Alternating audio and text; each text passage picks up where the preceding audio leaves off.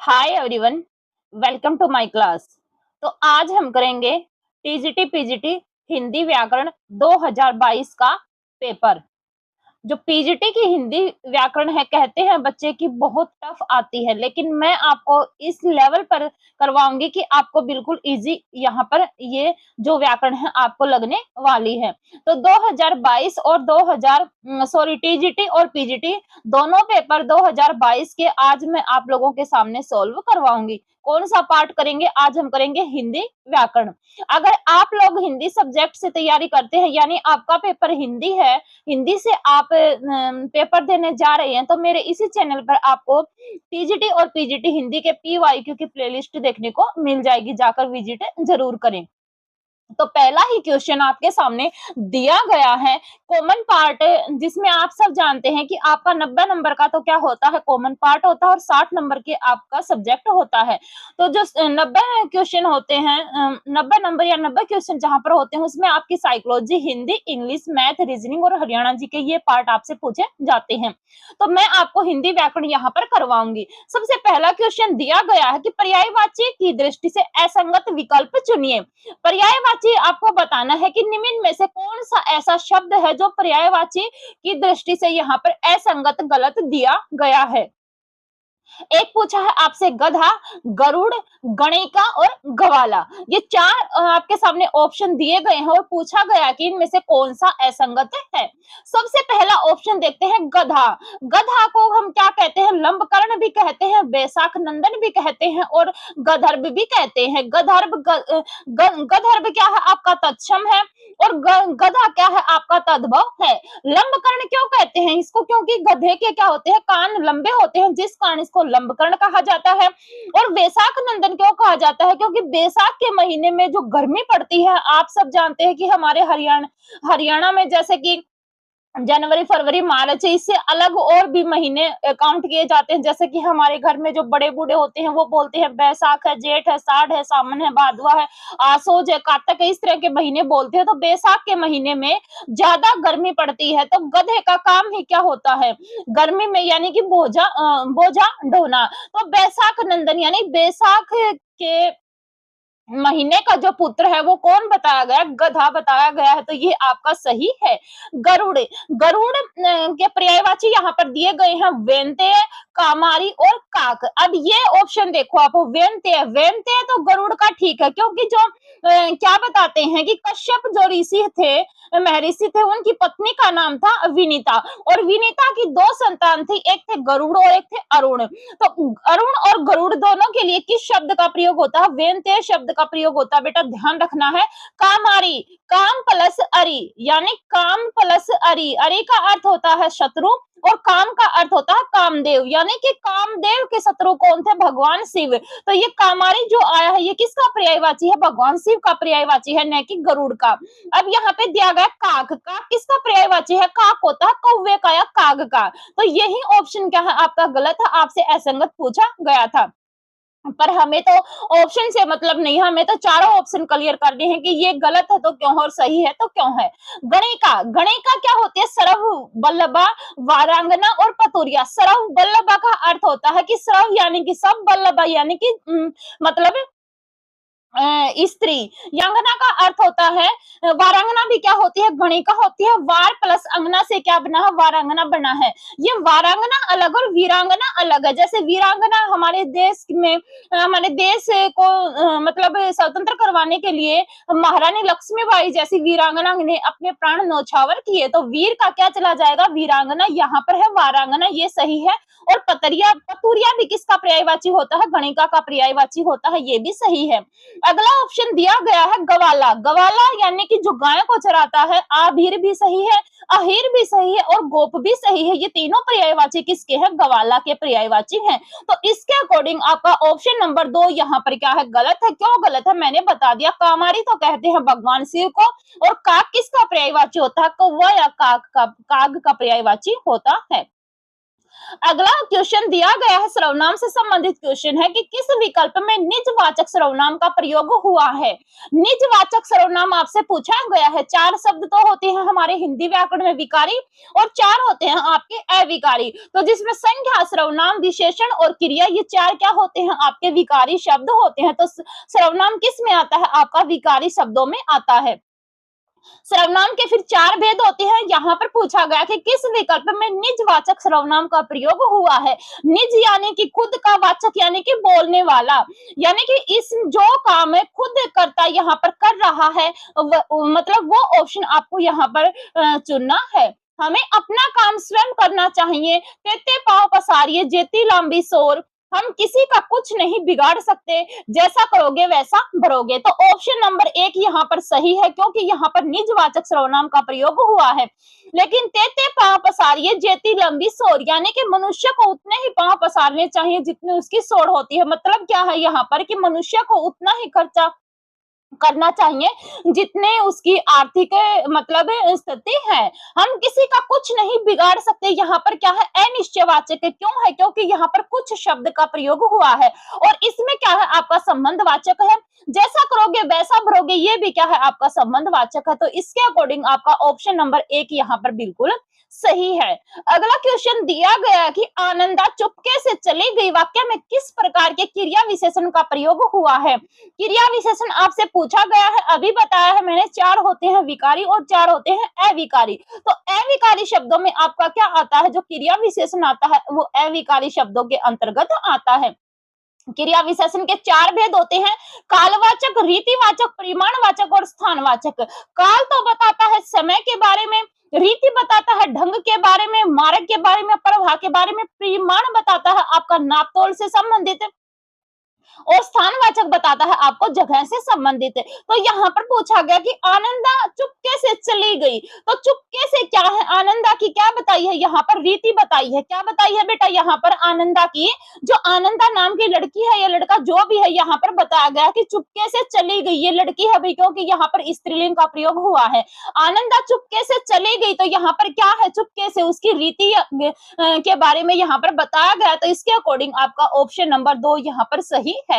उम्मीद करती हूँ कि आपको क्वेश्चन अच्छे लग रहे होंगे। मैं बिल्कुल खोल के मतलब ऑप्शन को बिल्कुल खोल कर आपके सामने रख रही हूँ।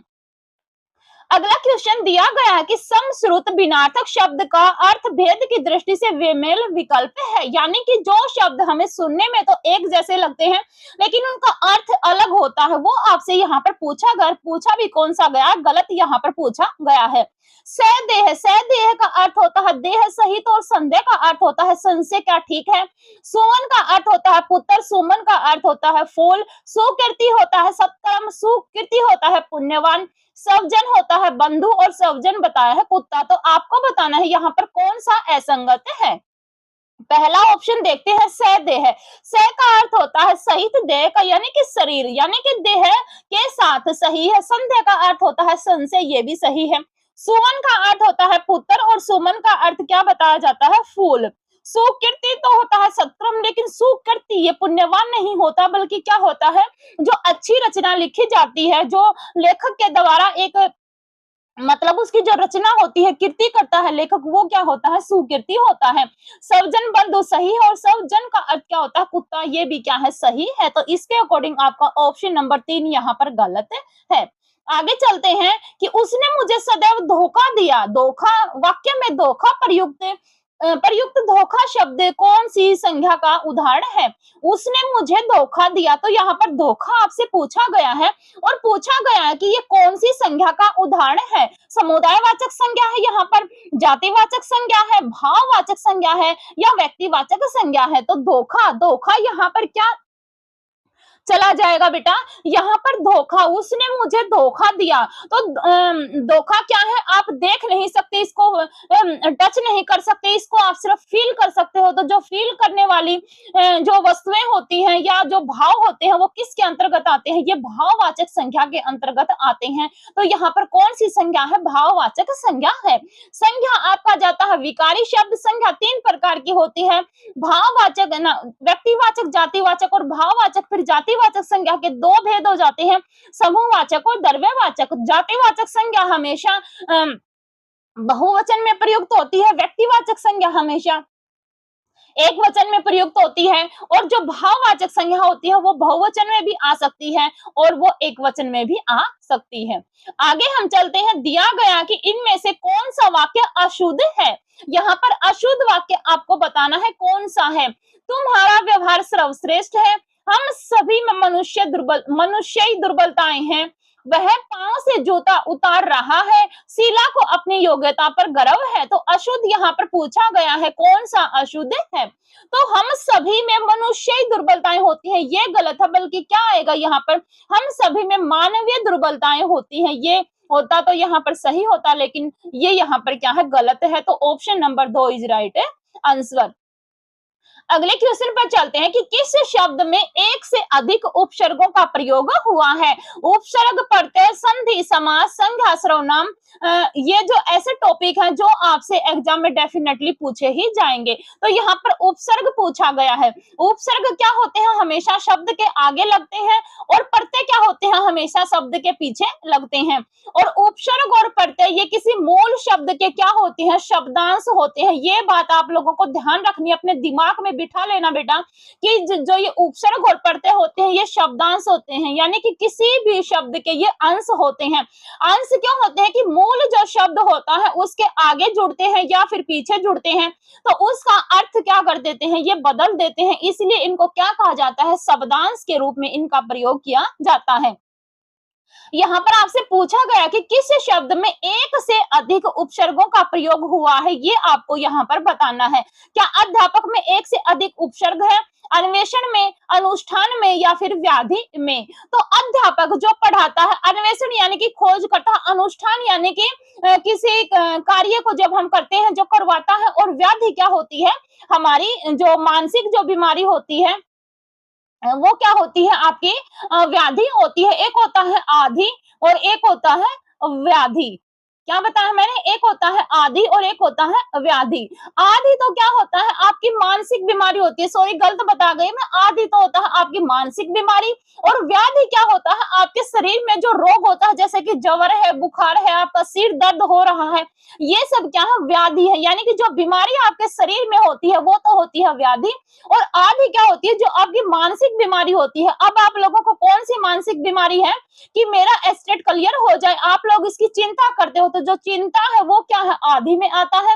लेकिन जो बुखार है, आपका सिर दर्द है, ये किस में आता है, ये आपका व्याधि में आता है। तो अब यहाँ पे बताना है आपको कि किस शब्द में एक से अधिक उपसर्गों का प्रयोग हुआ है। अध्यापक में एक उपसर्ग का प्रयोग हुआ, अन्वेषण में भी एक उपसर्ग है, अनुष्ठान में भी एक उपसर्ग है। लेकिन जो व्याधि शब्द है, जो आपकी मानसिक बीमारी है, ये क्या है, आपकी सॉरी आपका जो शारीरिक बीमारी है, ये व्याधि, इसमें क्या आएगा, ये किस से मिलकर बना है बेटा, ये वी प्लस आ प्लस धा प्लस ई से मिलकर ये बना है। तो इसमें कितने उपसर्ग आ गए, इसमें 2 उपसर्ग आ जाते हैं। और ये किसका उदाहरण है, ये पूछ लिया जाए तो ये आपका यण संधि का उदाहरण है। क्यों है, क्योंकि वी में क्या है, छोटी ई की मात्रा है, अगर हम ई को निकाल देते हैं तो यहाँ पर क्या बच जाता है, आपका वह बच जाता है, आधा वह।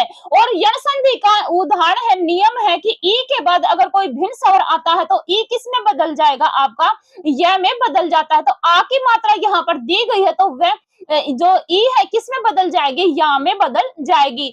धा यहाँ पर है, छोटी ई की मात्रा है, तो क्या चला जाएगा, आपका व्याधि। क्या चला जाता है, आपका यहाँ पर व्याधि चला जाता है। तो इसके अकॉर्डिंग आपका ऑप्शन नंबर 4 यहाँ पर सही है। क्यों सही है, मैंने बता दिया, इसमें 2 उपसर्ग लगे हुए हैं, वी प्लस आ, ये 2 उपसर्ग हैं। इसमें प्रत्यय भी दिया गया है, प्रत्यय क्या है इसमें, ई। अगले क्वेश्चन पर चलते हैं कि समास की दृष्टि से असंगत विकल्प चुनिए।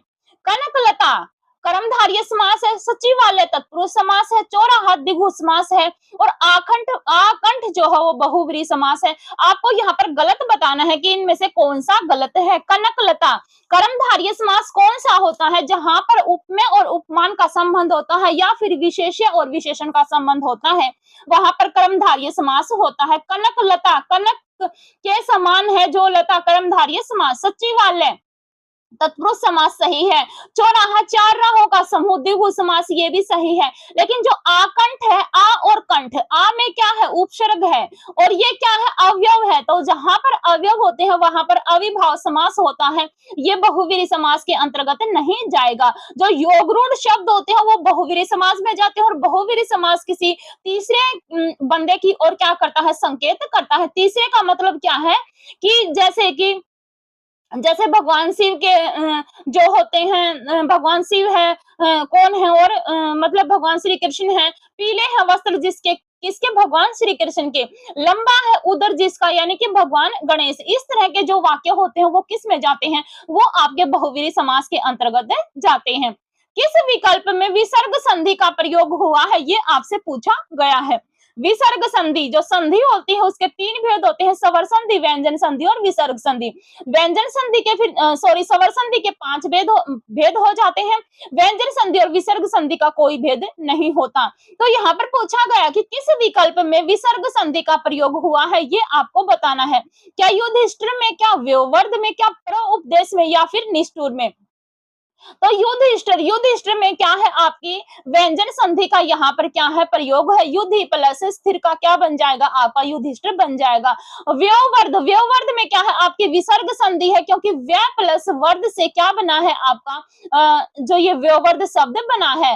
पर प्लस उपदेश से आपका प्रोपदेश बना है, ये भी सही है। ये किसका चला जाता है, ये आपका जो गुण संधि होती है, जो स्वर संधि होती है उसके भेद होते हैं। कौन सी होती है, वृद्धि संधि का क्या है यहाँ पर उदाहरण। लेकिन जो ये निष्ठुर है, निष्ठुर भी आपका किस में चला जाता है, विसर्ग संधि में चला जाता है। मेरे अकॉर्डिंग तो ऑप्शन नंबर 2 और ऑप्शन नंबर 4 यहाँ पर सही है। लेकिन एस्टेट की जो आंसर की है उन्होंने सिर्फ 2 को ही बताया था, तो इसके अकॉर्डिंग आपका ऑप्शन नंबर 2 यहाँ पर सही है। लेकिन मैंने बता दिया कि व्योवर्ध में और निष्ठुर में क्या है, विसर्ग संधि का प्रयोग है। शब्दकोश में वर्ण वर्ण अनुक्रम की दृष्टि से सर्धा शब्द इनमें से किस शब्द के पहले आएगा। वर्ण क्रमानुसार शब्द यहाँ पर किससे पहले आएगा, सर्धा से पहले। वर्ण कर्मानुसार पद्धति का प्रयोग किसने किया था, हिंदी साहित्य लेखन परंपरा में जो सबसे पहले इतिहास लिखा गया था। अगर आप लोग हिंदी से तैयारी कर रहे हैं, यानी आपका सब्जेक्ट हिंदी साहित्य है, तो कमेंट बॉक्स में जरूर बताना कि कौन कौन से जो विद्वान हुए हैं या आलोचक हुए हैं या फिर आप उनको कह सकते हो लेखक हुए हैं, जिन्होंने वर्ण कर्मानुसार पद्धति को अपनाया था हिंदी साहित्य लेखन परंपरा में। यहाँ पर आपसे व्याकरण से क्वेश्चन पूछा गया कि शब्दकोश के वर्ण अनुक्रम की दृष्टि से श्रद्धा शब्द इनमें से किस शब्द के पहले आएगा। एक शब्द था जो कामायनी जयशंकर प्रसाद के द्वारा लिखा गया था, उसमें भी श्रद्धा शब्द का प्रयोग हुआ है। यानी कि कामायनी में कुल कितने सर्ग, 15 सर्ग है। चिंता, आशा, श्रद्धा, श्रद्धा क्या है, तीसरा सर्ग वहां पर दिया गया है। यहाँ पर पूछा है कि श्रद्धा इनमें से किस शब्द के पहले आएगा। या शौर्य से पहले आएगा, श्याम से पहले आएगा, श्रृंगार से पहले आएगा या फिर श्रमिक से पहले आएगा। तो बताना है कि कौन सा यहाँ पर सही है। तो यहाँ पर जो श्रमिक शब्द दिया गया है, ये क्या है, श्रद्धा शब्द इनमें से पहले आता है। किसमें आता है, श्रमिक में आता है। यानी क्या समझते हो आप यहाँ पर कि शब्दकोश के वर्ण अनुक्रम की दृष्टि से, यानी कि क के बाद ख, ख के बाद ग, इस तरह से आपसे यहाँ पर पूछा गया है। तो श्रद्धा शब्द से पहले क्या आएगा, श्रमिक शब्द आएगा। आगे चलते हैं, विलोम की दृष्टि से असंगत विकल्प चुनना है। विलोम यहाँ पर पूछा गया कौन सा गलत है। उपत्यका, अधित्यका, उन्मुख, अभिमुख, कल्पना, यथार्थ, कुत्सा, प्रशंसा। तो यहाँ पर पूछा है असंगत कौन सा है।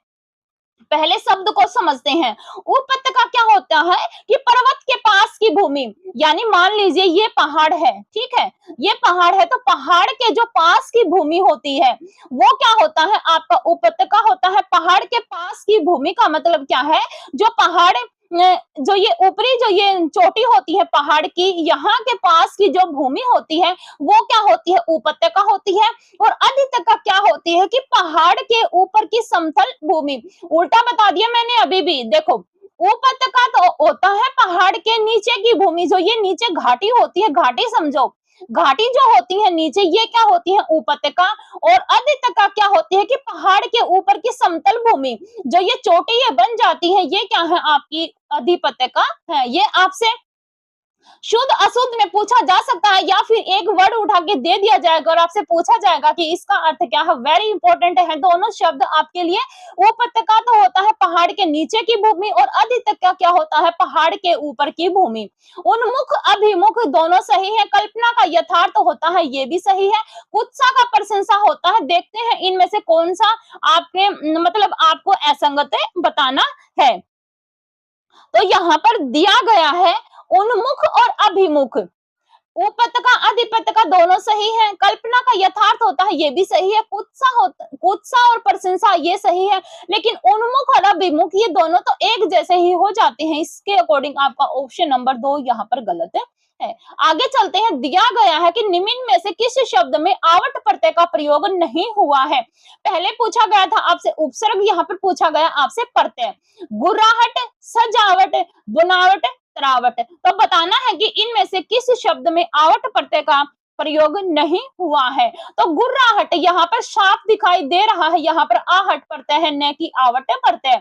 सजावट में आवट है, तरावट में भी आवट है और बुनावट में भी आवट है। गुर्राहट में आहट प्रत्यय है, न कि आवट प्रत्यय। उच्चारण की दृष्टि से ल वर्ण का उच्चारण स्थान क्या है। र और ल को घोटकर पी जाना, हर बार आपके एग्जाम में यहाँ से क्वेश्चन आता है। यहाँ पर पूछा गया कि उच्चारण स्थान की दृष्टि से ल कौन सा वर्ण आता है। उच्चारण स्थान का मतलब क्या है, जब आप बोलते हो और आपके मुख से जो हवा निकलती है किस किस भाग को छूती है, वो यहाँ पर पूछा गया है। क्या ओष्ठ से बोला जाता है, मूर्धा से बोला जाता है, तालु से बोला जाता है या फिर दंत से बोला जाता है। तो आप लोगों को बताना है कि यहाँ पर कौन सा है मतलब ऑप्शन ऐसा है जो ल वर्ण का उच्चारण स्थान यहाँ पर सही है। तो ओष्ठ से तो बोले जाते हैं प, फ, ब, भ, म, उ और उ। मूर्धा से कौन से बोले जाते हैं, ट, ठ, ड, ढ और ये सब मूर्धा से बोले जाते हैं। तालु से बोले जाते हैं कंठ तालु मूर्धा, कंठ तालु से बोला जाता है आपका च, छ, ज, झ, ये सब बोले जाते हैं। और दंत से कौन सा बोला जाता है, दंत से आपके बोले जाते हैं प, फ, ब, भ, म। ये आपके किससे बोले जाते हैं, ये ओठों से बोले जाते हैं प, फ, ब, भ, म। कंठ तालु मूर्धा दंत, दंत से फिर कौन से बोले जाएंगे आपके त, थ, द, ध, न, जो ये आते हैं ये दंत से बोले जाते हैं। और ल भी किस में आता है, आपका दंत में आता है। अगर ल पूछ लिया जाए क्या है, तो ल क्या है आपका पार्श्विक व्यंजन है। और र क्या है आपका प्रकंपित व्यंजन है। र क्या है प्रकंपित व्यंजन है और ल क्या है पार्श्विक व्यंजन है। अगले क्वेश्चन की तरफ चलते हैं कि पशु शब्द से निर्मित विशेषण है। यहाँ पर विशेषण पूछा गया, किससे पूछा गया, जो पशु से बना है। पाश्विक है, पशुपति है, पशुता है या पशुतव है। तो पशु से क्या बना है, पाश्विक विशेषण बना है, ये आपका सही है। पशुता और जो पशुतव है ये किस में जाएंगे, आपके ये भाववाचक में चले जाएंगे। तो ये पाश्विक क्या है आपका, पशु से निर्मित क्या है आपका विशेषण है। आगे चलते हैं कि तत्सम तद्भव की दृष्टि से असंगत विकल्प चुनिए।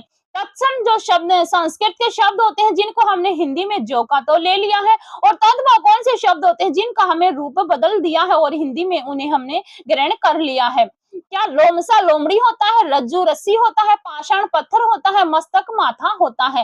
अब यहाँ पर बिल्कुल छोटा सा डिफरेंस है, मैं बताती हूँ कैसे आपका ये ऑप्शन गलत है। लोमासा लोमड़ी को कहते हैं, सही है। रज्जू रस्सी होता है, ये भी सही है। और मस्तक जो होता है, माथा होता है, ये सही है।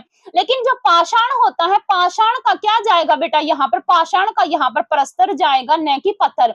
वैसे पत्थर सही है, लेकिन यहाँ पर आपसे पाषाण क्या है, तत्सम शब्द है, और परस्तर क्या है फिर आपका तद्भव शब्द है। इस कारण यहाँ पर क्या चला जाएगा, आपका चला जाएगा ऑप्शन नंबर 3। परस्तर का अगर पत्थर होता तो यहाँ पर ठीक हो जाता, लेकिन परस्तर फिर आपका तत्सम में नहीं जाएगा, इसलिए आपका यही क्या है सही गलत है। क्यों गलत है बता दिया मैंने। पाषाण का अर्थ क्या होता है, परस्तर होता है, न कि पत्थर। पाषाण यानी कि जो बड़ी बड़ी शिलाएं होती हैं वो क्या होते हैं, पाषाण होते हैं, और पत्थर तो एक उसका एक छोटा भाग आ जाता है। और परस्तर क्या होता है कि जब पाषाण जो बड़े बड़े पत्थर होते हैं उनका जो बीच का जो हिस्सा होता है वो परस्तर होता है। पत्थर यानी कि जो छोटे छोटे टुकड़े होते हैं वो किस में काउंट होते हैं, पत्थर में काउंट होते हैं। इसलिए यहाँ पर इसका असंगत विकल्प ये क्या है, बिल्कुल सही है कि पाषाण का क्या जाएगा, परस्तर जाएगा, न कि पत्थर। तो ये था, हमने कर लिया पीजीटी हिंदी 2022 के पीवाईक्यू हिंदी व्याकरण के। अब हम करेंगे टीजीटी हिंदी 2022 के पीवाईक्यू हिंदी व्याकरण करेंगे 2022 का पीवाईक्यू। मैं पहले भी बता चुकी हूँ, अगर आपको पीवाईक्यू करने हैं एचटेट टीजीटी पीजीटी हिंदी के, तो मैंने प्लेलिस्ट बना दी है, मेरे इसी चैनल पर जाकर जरूर देखें। मैंने टीजीटी के 3 साल के और पीजीटी के 2 साल के पीवाईक्यू करवाए हैं। धीरे धीरे मैं आप लोगों के लिए और भी क्लासेस लेकर आऊंगी। आज हम कर रहे हैं हिंदी व्याकरण। एक बच्चे का कमेंट आया था कि मैम हिंदी व्याकरण को आप कंटिन्यू करवाएं, तो हिंदी व्याकरण में लेकर आई हूँ। मेरे लिए हर एक बच्चा इंपॉर्टेंट है। वैसे मैं बता देती हूँ, मैं थोड़ा सा व्याकरण को कम टाइम दे पाती हूँ, क्योंकि मेरा साथ में रिसर्च जो है, मेरी पीएचडी भी चली हुई है, जिसके कारण जो मेरी पीएचडी है उसके एग्जाम चले हुए हैं। साथ में मैं यूजीसी नेट का सिलेबस भी आप लोगों को इस चैनल पर करवाती हूँ। साथ में हिंदी साहित्य एस्टेट टीजीटी पीजीटी जहां पर आपसे एग्जाम में क्वेश्चन बनते हैं, वही टॉपिक मैं आप लोगों को करवा रही हूँ। मैंने जो है वो आदिकाल, संपूर्ण आदिकाल की प्लेलिस्ट बना दी है। संपूर्ण आदिकाल मैंने करवा दिया है, जहां से आपके एग्जाम में क्वेश्चन बने हैं और बनने की पूरी पूरी संभावना है। अगर नहीं देखी है तो संपूर्ण आदिकाल मैंने अपने इसी चैनल पर कवर करवा दिया है। अगर यूजीसी नेट की तैयारी कर रहे हैं तो मैंने नेट के 3-4 यूनिट मैंने यहाँ पर कवर करवाने का प्रयास किया है, और आगे भी मैं क्लासेस यूजीसी नेट के लिए और एस्टेट टीजीटी पीजीटी के लिए कंटिन्यू आपके इसी चैनल पर मैं रखूंगी। तो मेरे साथ जुड़े रहें और अपनी तैयारी को और मतलब बेस्ट बनाते रहें। यहाँ पर पहला ही क्वेश्चन दिया गया है, टीजीटी हिंदी व्याकरण का क्वेश्चन है कि क्रिया की दृष्टि से असंगत विकल्प है। आप हिंदी व्याकरण को हल्के में लेते हो, लेकिन व्याकरण क्या है, बहुत ही मुश्किल आपसे पूछी जाती है। लेकिन व्याकरण को क्या करना है, आपको रटना नहीं, आपको समझना है। समझने का मतलब क्या है कि जब आप हिंदी का अगर स्टूडेंट है, आप टेक्स्ट को पढ़ते हो, तो टेक्स्ट को पढ़ते टाइम आप ये देखा करो कि ये शब्द किस तरह से लिखा जा रहा है। और व्याकरण हमेशा आपके शब्दों के साथ ही क्या करता है, एग्जामिनर खेलता है। अगर आपको शब्द यानी कि वर्तनी सही पता है, तो आप क्वेश्चन को बिल्कुल फर्स्ट झलक में ही क्या कर जाओगे, उसको ठीक है कर जाओगे। नहीं तो बच्चा उसी के साथ क्या करता रहता, घूमता रहता, फिर रिजल्ट आता है तो रिजल्ट आपको घुमा देता है। तो पहला ही क्वेश्चन दिया गया कि क्रिया की दृष्टि से असंगत विकल्प चुनिए। यहाँ पर भी आपसे असंगत पूछा गया है और क्रिया से संबंधित क्वेश्चन पूछा गया है। क्रिया क्रिया क्या होती है कि किसी भी काम करने का ढंग जो होता है वो क्रिया होती है। लेकिन क्रिया के मूल रूप को हम क्या कहते हैं, धातु कहते हैं। धातु का मतलब क्या होता है कि जो शब्द होता है, जहां से उस शब्द की जो जड़ निकली है, वो क्या होता है, धातु होता है। तो क्रिया होती है सकर्मक क्रिया और अकर्मक क्रिया। सकर्मक क्रिया हमेशा, जो सकर्मक क्रिया होती है उसमें कर्म होता है, अकर्मक क्रिया होती है उसमें कर्म नहीं होता। जो सकर्मक क्रिया होती है उसके फिर 2 पार्ट होते हैं, द्विकर्मक क्रिया और एकर्मक क्रिया। लेकिन यहाँ पर तो आपसे प्रेरणार्थक क्रिया, अकर्मक क्रिया, द्विकर्मक क्रिया और सकर्मक क्रिया भी दी गई है। कैसे है देखते हैं। देखो, रमेश पत्र लिखता है, प्रेरणार्थक क्रिया है। बालक छत पर खड़ा है, अकर्मक क्रिया है। अध्यापक बालक को हिंदी पढ़ा रहा है, द्विकर्मक क्रिया है। परिणीता जोर जोर से हंस रही है, सकर्मक क्रिया है। तो आपको बताना है यहाँ पर गलत क्या है। देखो, रमेश पत्र लिखवाता है, प्रेरणार्थक क्रिया है, बिल्कुल सही है। रमेश यहाँ पर खुद पत्र नहीं लिख रहा, बल्कि किसी से लिखवा रहा है, यानी कि वहां पर प्रेरणा दी जा रही है कि ये पत्र लिख रमेश के द्वारा। तो यहाँ पर क्या है, प्रेरणार्थक क्रिया का क्या है, ये उदाहरण है, सही है।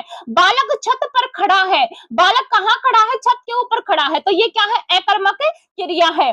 बालक कहाँ खड़ा है, छत के ऊपर खड़ा है, तो ये क्या है, अकर्मक क्रिया है। अब आप लोग सोचोगे कि यहाँ पर तो छत क्या है, कर्म है, लेकिन खड़े होने का प्रभाव किसके ऊपर पड़ रहा है, बालक के ऊपर। जहां पर कर्म का प्रभाव सीधे किसके ऊपर पड़ता है, कर्ता के ऊपर पड़ता है, वहां पर क्या होती है, अकर्मक क्रिया होती है। ध्यान रखना है, इसमें कर्म नहीं होता, बल्कि सीधा सीधा असर कर्ता के ऊपर पड़ता है। बालक चाहे छत पे खड़ा है, चाहे बगीचे में खड़ा है, चाहे आंगन पे खड़ा है, लेकिन खड़ा कौन है, बालक खड़ा है। और खड़े होने का प्रभाव किसके ऊपर पड़ रहा है, बालक के ऊपर पड़ रहा है। तो इसलिए यहाँ पर क्या है, अकर्मक क्रिया है। अध्यापक बालक को हिंदी पढ़ा रहा है, यहाँ पर द्विकर्मक क्रिया है, यानी 2 कर्म यहाँ पर दिए गए हैं। क्या कौन कौन से हैं, यहाँ पर बालक भी है और हिंदी भी है। यहाँ पर 2 कर्म है, जो अध्यापक है वो बालक को हिंदी पढ़ा रहा है। तो यहाँ पर 2 क्रम, एक क्रम तो आ जाता है आपका बालक और दूसरा क्रम आ जाता है आपका हिंदी। तो यहाँ पर द्विकर्मक क्रिया है, ये सही है। परिणीता जोर जोर से हंस रही है। परिणीता चाहे जोर से हंसे, धीरे से हंसे, चुपके से हंसे या धीरे धीरे स्माइल ले, तो परिणीता क्या है, हंसने का प्रभाव किसके ऊपर है, परिणीता के ऊपर है। तो यहाँ पर अकर्मक क्रिया का प्रयोग होगा, न कि सकर्मक क्रिया का। सीधा सीधा सा फंडा है क्रिया का।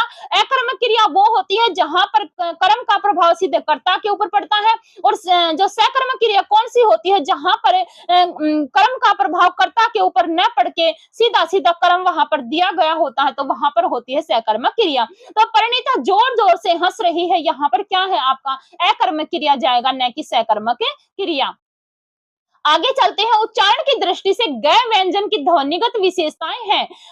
वर्ण का टॉपिक मैंने अपने इसी चैनल पर बिल्कुल कंप्लीट करवा दिया है, बिल्कुल खोल कर आप लोगों को बताया है। अगर नहीं देखा है तो जाकर देख लेना, कम से कम आपके 2 या 3 क्वेश्चन जरूर वहां से फंसेंगे। 2 या 3 क्वेश्चन मैं क्यों कह रही हूँ, क्योंकि अगर आपका सब्जेक्ट हिंदी है तो हिंदी में आपका हिंदी लिटरेचर नहीं, साथ में हिंदी व्याकरण भी पूछी जाती है। या अगर आप लोगों को भ्रम है तो मैं बता देती हूँ, हिंदी व्याकरण भी आपसे वहां पर पूछी जाएगी। तो जो हिंदी व्याकरण है वो आपके लिए कॉमन पार्ट में भी रहने वाली है, और जो आपका सब्जेक्ट है वहां पर भी रहने वाली है।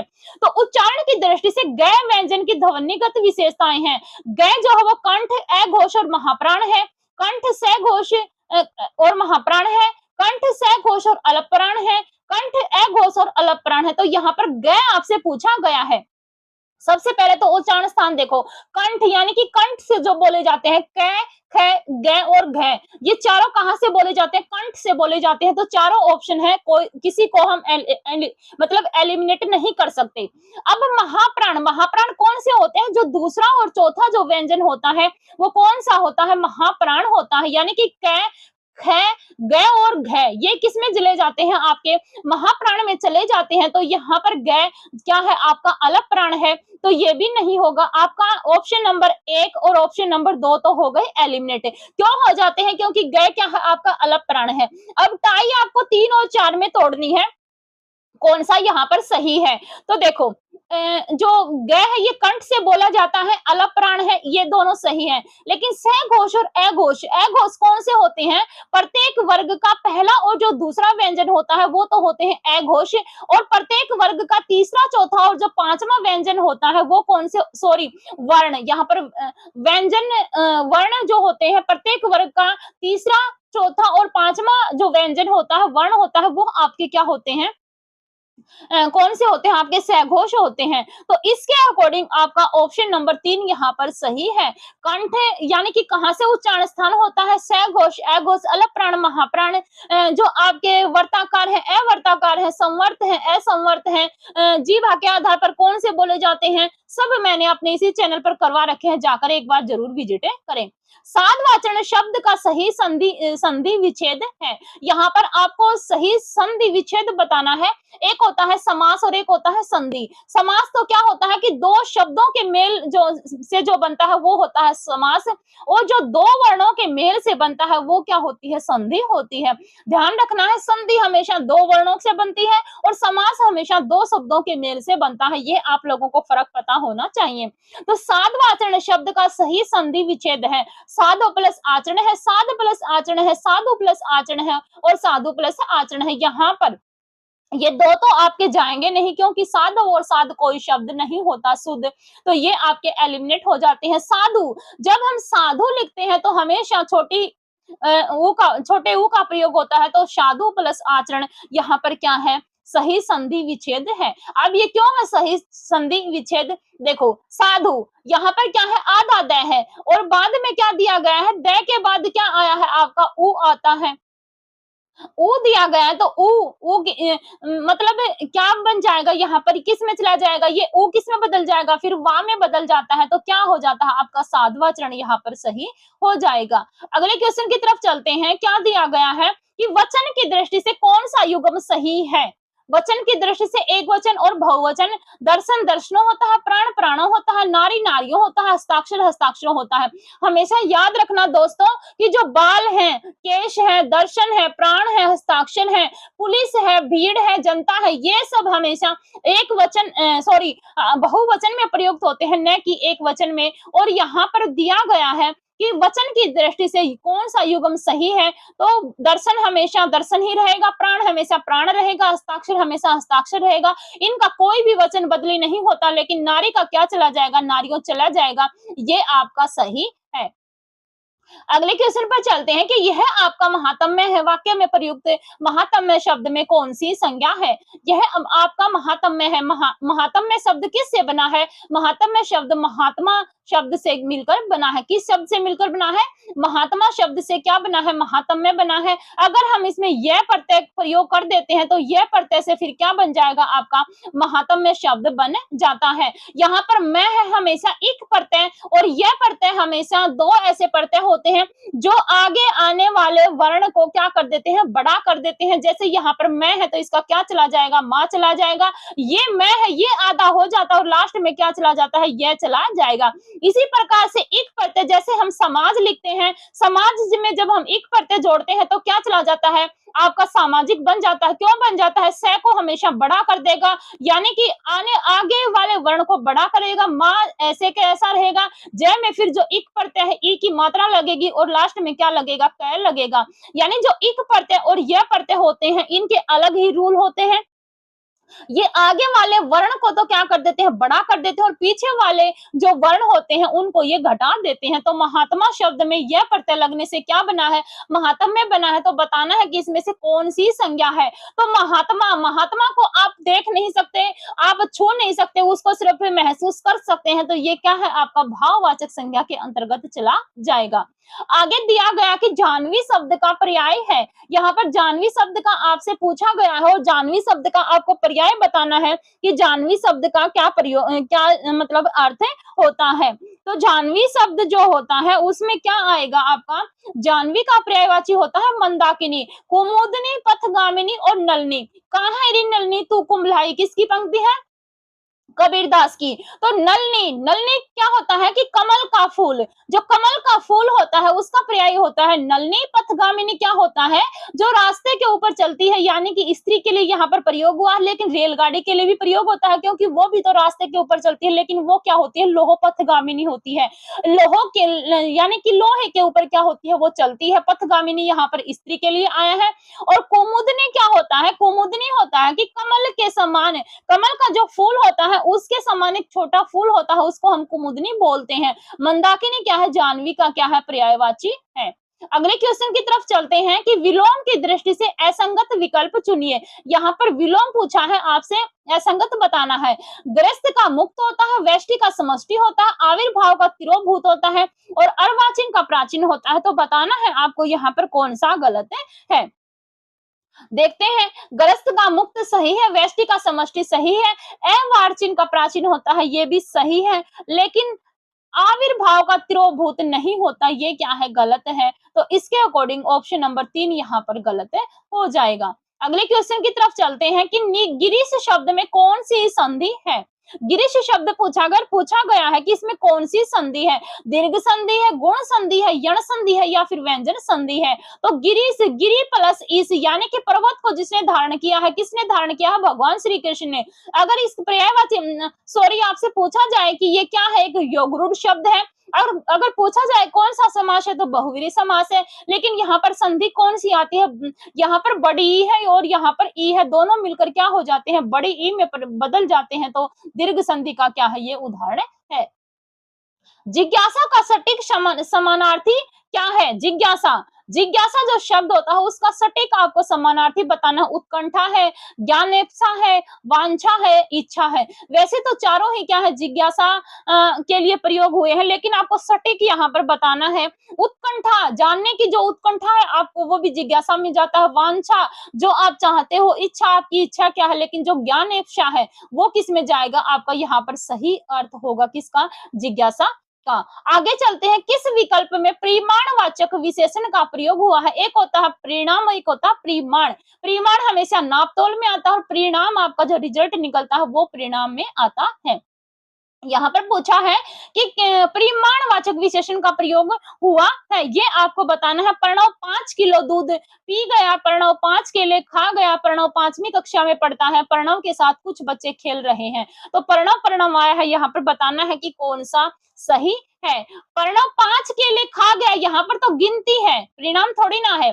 प्रणव 5वीं कक्षा में पढ़ता है, ये भी क्या है, गिनती है। प्रणव के साथ कुछ बच्चे खेल रहे हैं, ये नहीं पता कितने हैं, लेकिन बच्चों को हम गिन सकते हैं, तो ये भी गिनती में काउंट होता है।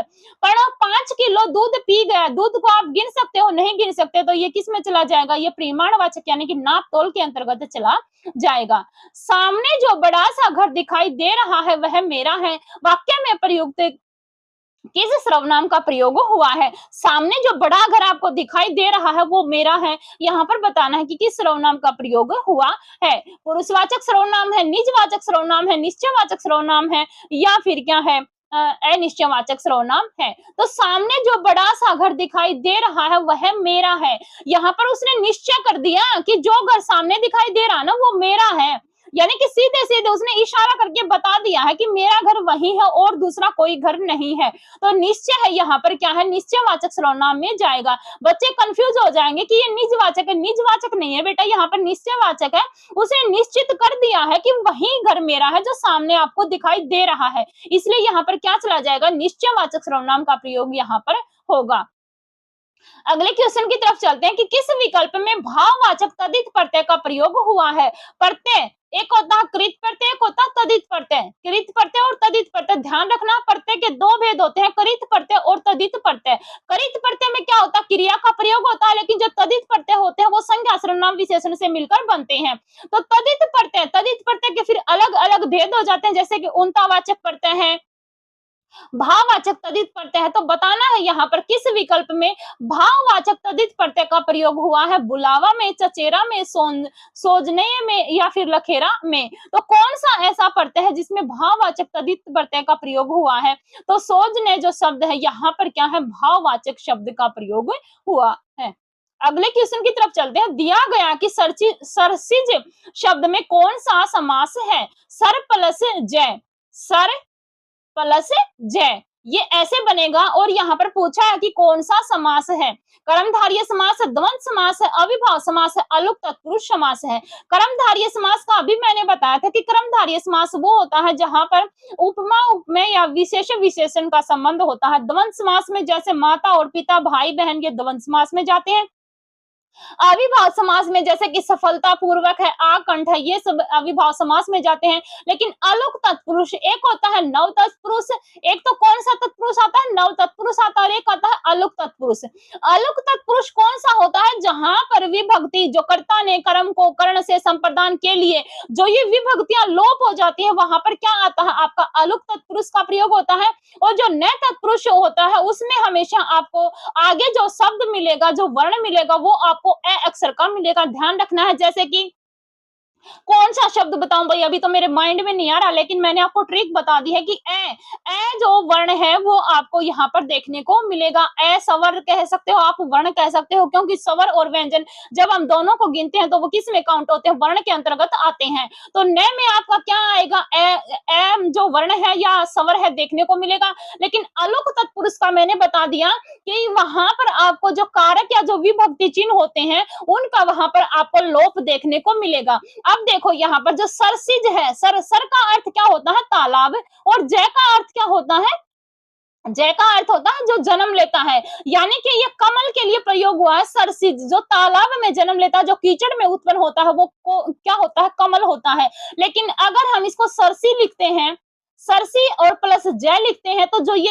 ई है यहाँ पर, ई आई है यहाँ पर, ये यहाँ पे क्या है, लुप्त हो गई है। यानी कि इसमें जो सर यानी कि तालाब में जो उत्पन्न हुआ है, जो में विभक्ति है यहाँ पर क्या हो जाती है, लोप हो जाता है। और जहां पर विभक्ति या कारक का लोप हो जाता है वहां पर कौन सा समास आता है, वहां पर अलुक तत्पुरुष समास आता है। उम्मीद करती हूँ मैंने अपनी तरफ से समझाने का पूरा प्रयास किया है बेटा। उम्मीद करती हूँ कि आप लोगों को अच्छे से समझ में आ गया होगा कि अलुक तत्पुरुष क्या होता है, नव तत्पुरुष क्या होता है। नव नहीं है, नव तत्पुरुष है। कैसे लिखा जाएगा, न और जो ए होता है ये आधा आएगा इसमें, ठीक है, ये ऐसे लिखा जाएगा, न कि नव तत्पुरुष ऐसे नहीं लिखा जाएगा, ये भी ध्यान रखना है।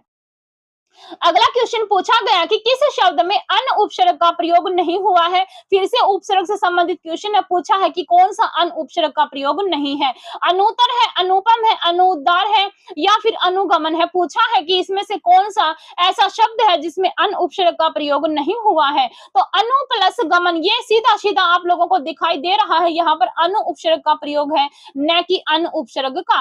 अन प्लस उत्तर, अन प्लस उपम और अन प्लस उद्गार, ये तीनों सही है। लेकिन जो अनुगमन है ये क्या है, गलत है। विसर्ग ध्वनि का प्रयोग किन शब्दों में होता है।